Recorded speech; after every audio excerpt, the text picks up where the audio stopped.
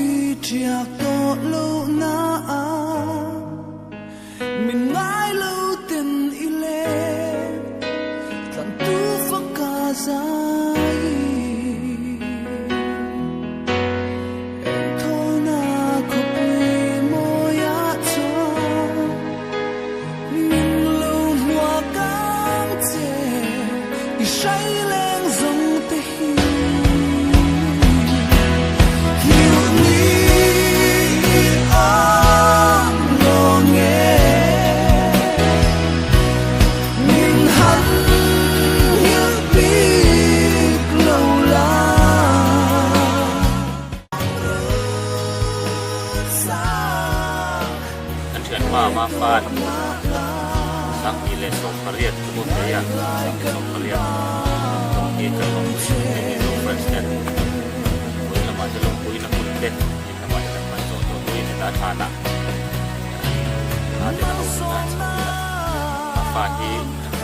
มาดูเรียนละที่มันเด็ดจะลงคุยนาโถงเสียเด็ดดูเรียนละมาโถงเสียที่ช่างเราจะกันนักเด็กโดนอินเตอร์เซียmaaf di dorong kode lagian nggak ngerti ya kan